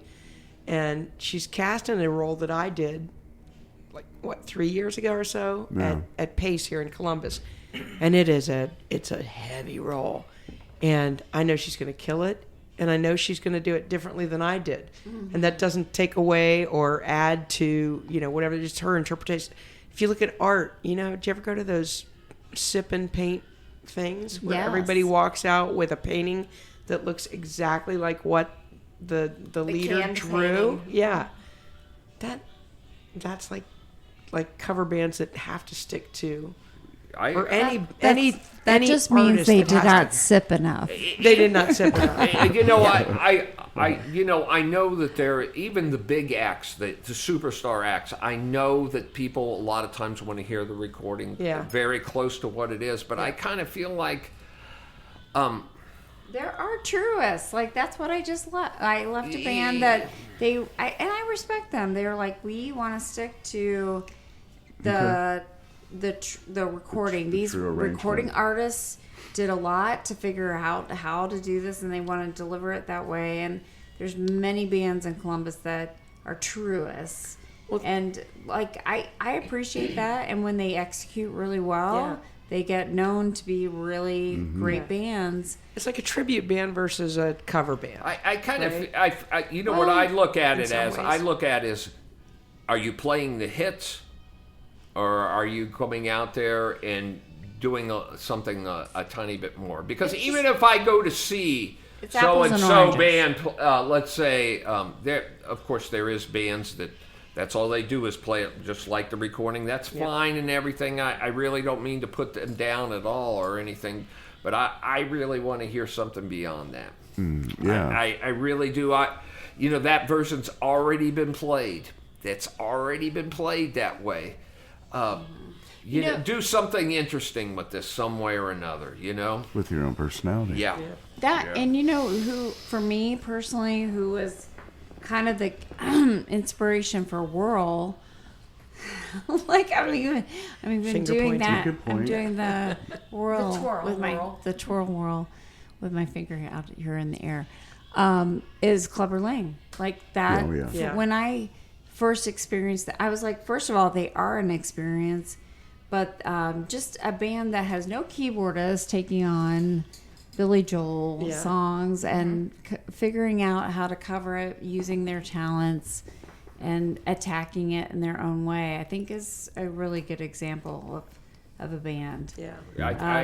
I think you're right. You Yeah. know, they do all these songs and they put them into a heavier context. You know, They even do the Three's Company theme. Yeah. I know. You know, or the Love Boat. Yeah, I always think of the Billy Joel song. What?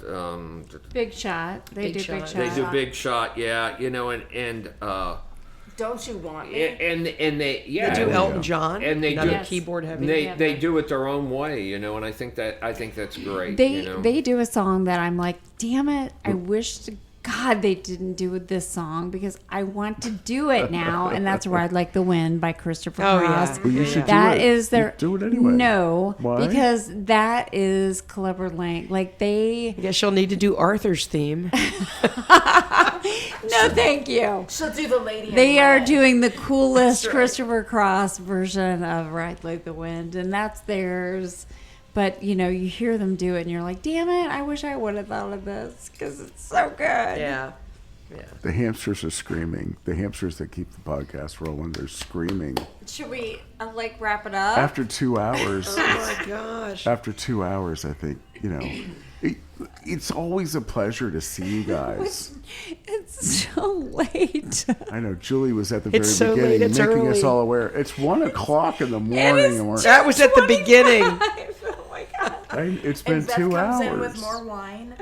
And why wouldn't It's I? good insights, though. I mean, you guys have so much experience. You know, everybody in the room. You know, in this artistic form. Music career advice right here. Steve Mitchell. Painting the canvas. I can't take that on that kind of responsibility. No, I think you, it's on you. It's a heavy burden on your shoulders now. Look, for those of you at home, let's just let you know that Steve still has beautiful blonde hair. It may just not be as It's golden. high as it was back in the 80s, I guess. It's pretty. So nice. It's pretty solid. Your though, glasses are Solid, of yeah. appropriate size now. What kind of picture you been looking at? I remember you with the big like Elton glasses. Oh my Elton John god! glasses. Oh my It god! was okay back then. Oh, But But and it looked you've good. adapted with it, the times. That's good for you. It looked, yeah, it looked good on you.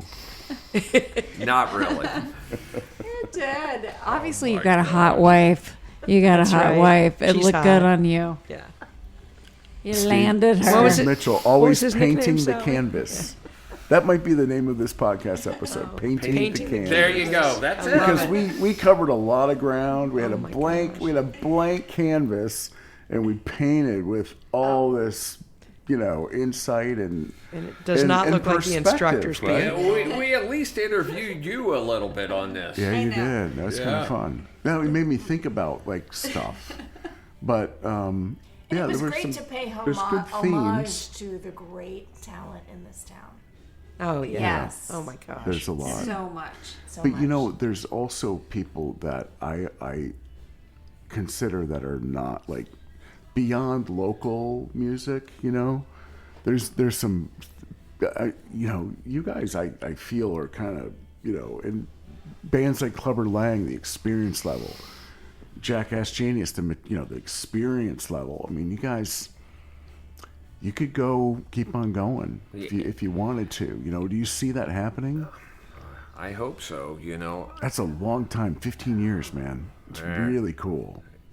yeah, I never thought and I would Godz see are that rolling. many years. You know, yeah. You know, I in closing, I guess, at least for me, I would just like to say, you know, that I always thought after traveling and everything, and seeing different bands from different states and everything. Columbus, Ohio bands have always been very good. I always thought as good as any place. We may not have been as good in the show area, but musically, we've always been good at the top. You got to remember, we had a national battle of the bands. I think it was 1981 or 1982 here in Columbus, Ohio, and in the United States, and a Columbus, Ohio band, Rosie, won the thing. Yeah. Wow. They won the entire thing. Yeah. So, Yay. So that says something right there for Columbus, Ohio. Seriously, musically, I always thought Columbus, Ohio bands were as good as any place. I know everybody's going to go, have you ever been to Nashville? Yes, I've been to Nashville quite a bit, you know. I know my cousin used to, I know you were saying in closing, but my cousin, who will be up here this coming week, but he lives down in Florida, and he used to tell me about, this great band that plays at my buddy's brewery, and they bring him in from, some other city, and I heard him one time. I'm like, yeah, they're good. And he was like, these are like the best guys around. And then he came to Columbus and has heard some of the bands here, and he's like, oh yeah, you guys really are good. Mm-hmm. You don't have to bust people in from anywhere, right? So, and I would put any band in Columbus up against any band in Nashville or LA or whatever. We've got a great blast. When I was in the late '80s, when I was in Shock 2, we did a decent amount of traveling, and especially in the southern states, Texas, Louisiana, and everything. And God, I know this sounds like we're like toting our own horn, but musically, we were better than almost all the Texas bands. The only ones, there was 2 bands that probably were at somewhat, I don't want to say at our level, we were at their level. And they were local bands at the time. That was Pantera and Lillian Axe. And both of those 2 bands were national bands that got major record deals. And we were probably just as popular as both of those bands down there in Texas. And you had a riff off with Dimebag, didn't you? Yeah, I played with Dimebag on stage. Did you really? That's cool. Yeah. Rest in peace, Dimebag. Yeah, rest in peace. But I had no idea at the time that he was going to be. At the time he wasn't Dimebag. He was Diamond Darrell at the time. I had no idea he was going to be, this iconic player. You reinvent metal guitar, I thought, he's a good guitar player, but you don't think anything of that at the time, Right on. That's Right on. Yeah. Beth, what's your future? Sleep. We covered some of that. I feel that. We're not after heavy wine. But I'll tell you what, there's a jewel venue in the country, in the outskirts of Grove City, called the Oak Grove Tavern. Oh my gosh! I think tomorrow we're going to go there. At 5:30 p.m. Typically on Sundays, there's rock bands. Yeah. There's all kind of music there. It's a good time to check in with the owner. Jay Beth, Searles. For you. Jay Searles, yeah. Your band's played there a couple times. Yeah. But Steve Mitchell's band, Jackass Genius. We're going there. Sunday, the date will be 8/4. Sunday 8/4. So what that tells me, it's about 4:30 in the morning now on Sunday. You're going to be gigging in less than 12 hours. I don't know how am I going to get up and play. Work a little nap in. You know what? It's only sugar-free Red Bull. Get you going. Okay, trust me on this. And then Hair of the Dog. We had a late night. That's right. We had a little sipper, for a number of hours. But 5:30. I don't know. You're going to shake the countryside. My whole intentions of life at my age is to simply have a good time playing music and to go out and see my friends play. Me too, man. That is going out and seeing my friends play is enormous to me. Well, we're going to go out and see our friend Steve Mitchell play tomorrow. Right. And Dave Crouch and Marshall and Brad. I'll say hi to Brad. A shout out to Brad Hi, Heston. Brad. Why? Because he's a badass. Yeah. He is a badass. And we will interpretive dance tomorrow for sure. Okay. And point. He's a huge supporter of the Columbus Local Podcast. Yeah, he is. He's a big He he's a big loves it. fan of it, and he's a huge part of it. His story is his story, but your story's your story too. We heard that on, I forget the episode number. I don't recall, but it was a great time. 77? Maybe a 77? Hopefully you would remember. Yeah. Yeah, because the Godz were like 49, I think, ish. give or I take. was 3. Courtesy of the people in this room. Julie Neal. She just kind of arranged it. Boom, there it was. Everybody go out and see Whirl, Julie. Yes. Thank you. She's awesome. August 22nd. Len. She's playing. August 22nd. Chip, Helping out a couple At the bands. Soul Survivor. Yep. Soul Survival. Yeah. Soul He's a Revival. soul survivor of Soul Revival. Soul Revival. Tim Farrell. Yep. Tim Farrell, Band. August The Tim Farrell Band. 21st at... The 2025 tour bass player. this is going to be a busy week. August 20th. August 20th is Megabeth at QSL Bike Night. Quaker Steak. Quaker Steak Love and you, Lube dear. Bike Night. Bravo. August 22nd, the Liquor Talking. I'm sorry, Julie. If you don't want to go all the way out to Buckeye Lake, you can stay in Pickerington and go to Finnegan's Wake and see the Liquor Talking. Well, what time do you start? I don't know. 8:30? What time Okay. did you start at? Well, I start at Finnegan? like 8. We start at 8. I don't know what time. What time did you start? 7? I think 7:30. Okay, well, you go and see one song at Julie's. Then come on in. And then come Right. over. That's okay. And most importantly, August 15th is my retirement. So, yeah.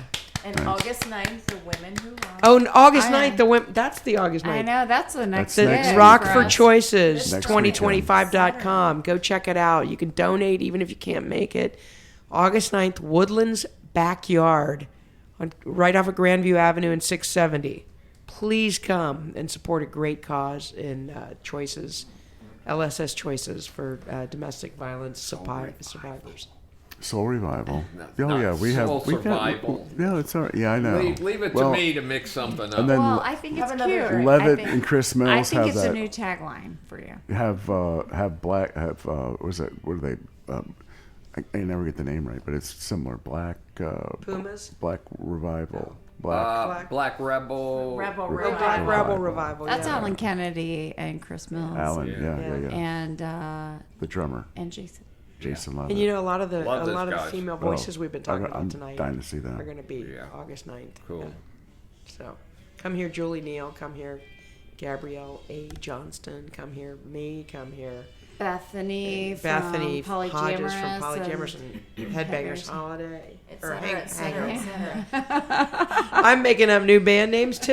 Headbangers Holiday. Works for me. Oh, we That's got good. I'm stealing all the it. heavy Metcalf hitters. from Session 5. Oh We've my got, gosh. Stephanie Knapp from True Colors. We've got some women that are like next generational in many ways, and they're Yep, Nikki Nikki Marie. Hill And, and well, Nikki Nikki Marie- Reaver from Nikki- Radio City who got is- to see her daughter, And her daughter. Emma. yes.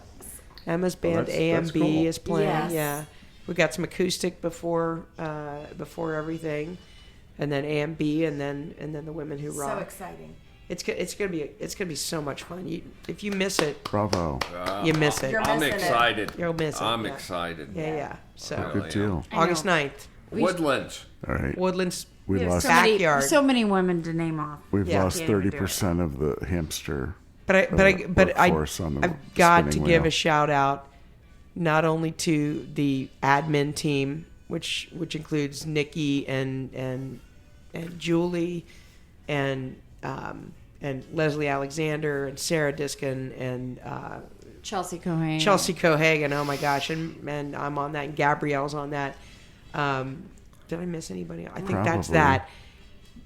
But Sarah Diskin has been doing double duty because she's been driving so much of the band, and as has Katie Thompson, and they're two of the best partners I've ever had in my life, and Charity Dietrich, of course, on bass, and we'll have some guest bass and drummers. Yes. So Very cool. come Very see us. cool. Just Absolutely. chock full of talent. Chock full. Nice. Chock full.